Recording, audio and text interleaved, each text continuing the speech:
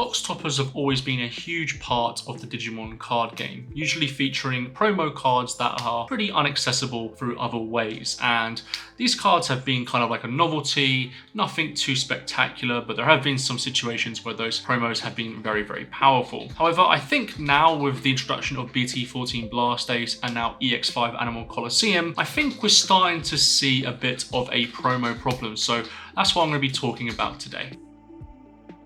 Hi everyone, Vortex here, and today I think we've got to talk about this promo problem because I think now that we're getting more impactful box toppers in our latest sets, I think there is an overwhelming issue that we're going to have coming in a couple months essentially. We don't know what the future holds from BT15 onwards, but with the introduction of EX5 and then talking about the box toppers that we have access to, I think we're going to get into a bit of an issue. What kind of issue am I talking about here? Well, if you don't know, essentially promo packs, box toppers essentially, come in a set. Usually it's like 6 cards, but there have been more and there have been less. Usually you get a set of 6 cards and you only get 1 per pack. And that might not seem bad for a lot of people, but the issue with this is that it's a random box topper. So you may get the one you like, but you may get the one that you dislike. This is a pretty big issue, especially if the cards that are inside these box toppers are actually competitively viable. We've seen it in the past where a lot of these promo cards can go for quite a lot of money.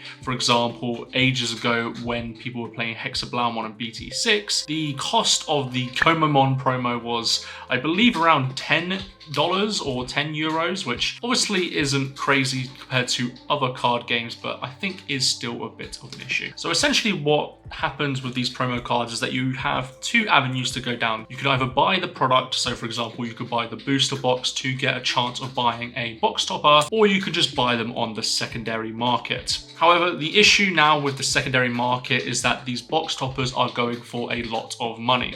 For example, Shadramon from our latest box topper pack in BT14 Blast Ace is going for 18 euros, which is kind of crazy if you think about it, because this card is not very good in the meta currently, mainly for BT16 beginning observer when it does come out. At 18 euros, that's a bit of a problem. If you want to buy a whole playset, for example, you're going to be spending 72 euros to get a full playset, and that's getting pretty dangerous to other card games like Pokemon and Yu-Gi-Oh! I think one of the things people don't understand about the Digimon card game is the fact that this is a very accessible card game. Usually you'll get a meta deck that comes in a set like BT14, you buy all the stuff in there, you might buy some older stuff as well, and you've got a complete deck essentially. Now we have these box toppers that may or may not be good in the future. We're essentially adding a lot of costs to these promo packs. Now, let me just get this straight. There have been times where Bandai have done a good job with box toppers. For example, the most recent example in BT14 would be the training promos. The training promos are a set of cards that are competitively viable in any color you play them in, and these cards are incredibly strong and really big boosts to consistency for a lot of decks. Bandai knew this and they decided to put one of each of the cards in a pack. What you're noticing now is that a lot of these cards are relatively cheap. There are some that are more expensive than others because of decks that are currently competitively viable. For the most part, they are pretty cheap, and as you get each one per pack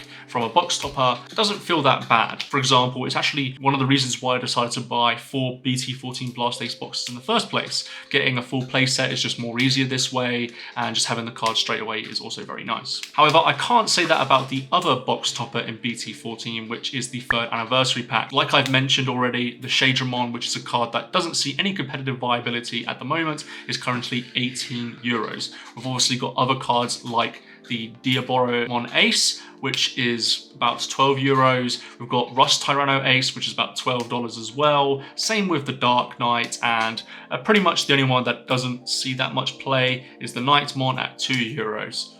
Sorry, Nightmon fans. And I think Bandai actually know that this is an issue within their card game as well. In the recent set of EX5 that is coming out in a couple of weeks' time now, they also announced a bunch of box toppers that you can get. But they're also doing the same thing where it's 1 card per pack. So still the same issue as the 3rd anniversary pack, but they've decided to try and fix this, but I don't think it's going to have the desired effect like they wanted it to. They're releasing another tournament-ish pack at the same time, which features 12 cards and you get 1 per pack. 6 of them being the promo cards that you can get in the box toppers, and then 6 of them being from the double pack set, which gets released alongside the BT15 set. Now, let's just make this clear. This is not going to help the situation whatsoever. In fact, it's probably going to make it worse. The problem here is that they decided to add cards to the card pool, even though those cards from the card pool are easily accessible through the double pack set itself. This just means you're diluting the card pool and you have even less chance of getting the card that you actually want from this set.